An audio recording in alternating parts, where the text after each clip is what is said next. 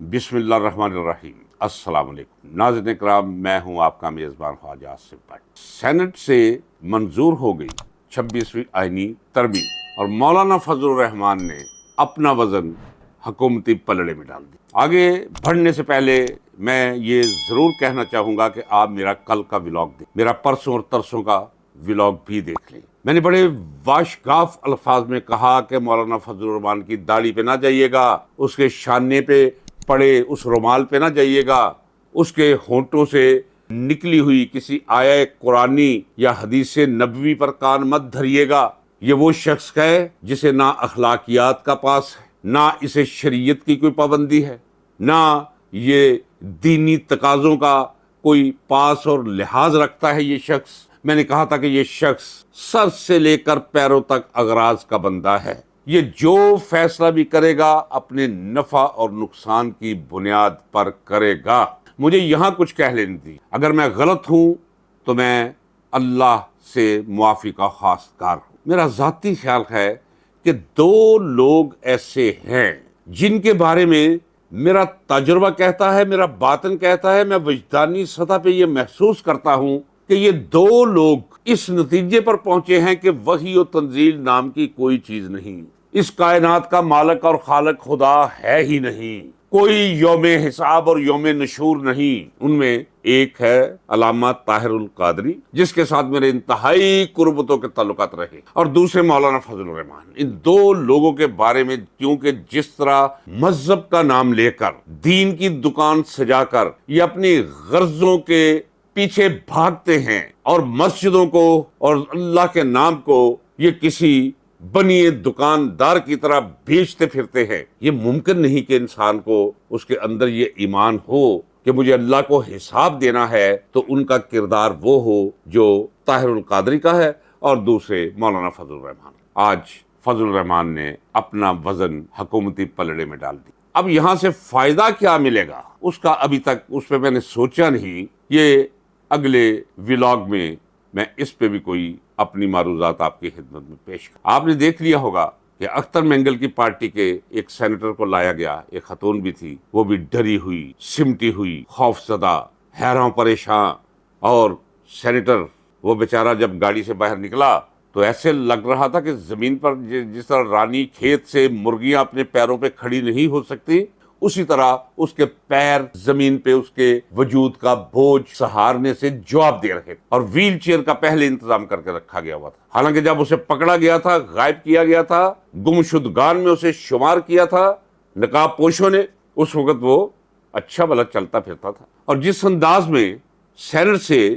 26ویں آئینی ترمیم پاس کروائی گئی، وہ بڑا ہی ایک علمیاتی اور اس کے ساتھ ایک مزاحیہ سا وہ معاملہ تھا۔ یہاں میں ایک بات کہتا چلوں، اور جو بات میں کہوں گا اس کا میں اللہ کو جواب دے رہا ہوں۔ یہ جو بندہ بیٹھا ہوا تھا جو چیئرمین سینٹ تھا، یوسف رضا گیلانی، میرے سیال کوٹ کا ایک یہ کبوتر وغیرہ مارنے کی جو گنز ہوتی ہیں شرے والی، وہ بناتے ہیں، نام ہے سکندر بندوق والا۔ سکندر بندوق والا میرے پاس اسلام آباد آیا یہ 94 میں، تو کیش ڈالر تھے اس کے پاس۔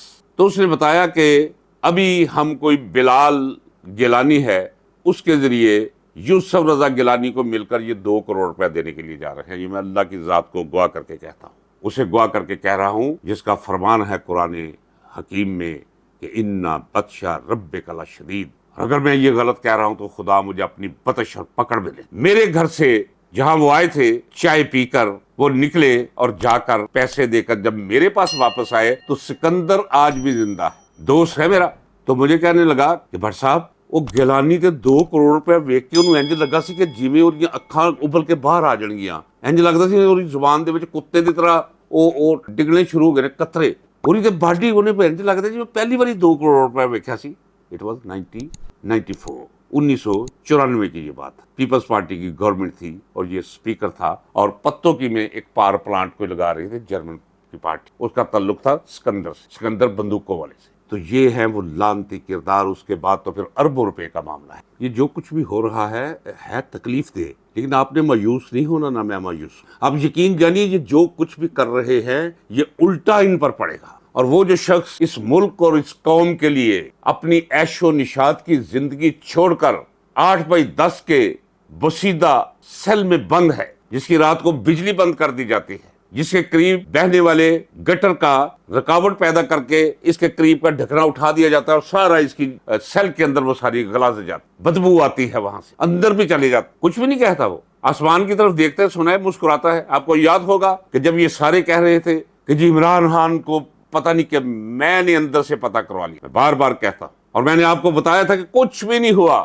ڈائریا ہو گیا تھا، 3-4 دن لوز موشن رہے ہیں، اور اس کے بعد وہ ٹھیک ہو گیا، ورزش کرنی شروع کر دی ہے، بالکل ٹھیک ہے وہ۔ اور یہ کل آپ نے سن لیا ہوگا جو مل کر آئے، انہوں نے کہا جی کچھ بھی نہیں ہوا تھا، پیٹ خراب ہو گیا تھا۔ تو اندر کی خبر وہ میں آپ کو دیتا رہوں گا۔ ایک خبر تو ہے کہ حیران کن حد تک وہ شخص استقامت کے ساتھ کھڑا، اور یہ جو کچھ کر رہے ہیں ابھی سینٹ سے منظور کروا کے، سینہ زوری سے، منافقت سے، جھوٹ سے، اب یہ اس وقت قومی اسمبلی میں پہنچے، اب قومی اسمبلی سے 2/3 میجارٹی کے ساتھ اسے منظور کروائیں گے۔ 10 لوگ غائب کر لیے ہوئے ہیں انہوں نے پی ٹی آئی، کسی کی ماں کو پکڑ کے کہیں رکھا ہے، کسی کی بہن کو پکڑ کر کہیں رکھا ہے، کسی کا بیٹا اغوا کر کے لے گئے ہیں، اور 7 ممبران کو بھی لے گئے۔ ان کے بچوں کی آوازیں سناتے ہیں، پکڑ کے پلاس کے ساتھ وہ کسی جگہ سے پکڑ کر ایسے چٹکی کاٹتے ہیں، اور پھر باپ بھی پکڑا ہوا ہے، اسے سناتے ہیں کہ یہ حال ہی دیکھ، جو ہم چاہتے ہیں وہ ہوگا۔ اور یہ کروا کون رہا ہے؟ یہ میں بار بار کہہ رہا ہوں آپ سے، ان کی کیا جرت ہے؟ یہ وہ لوگ کروا رہے ہیں جنہوں نے یہاں یہ ڈبہ فلم ریلیز کی ہے، 16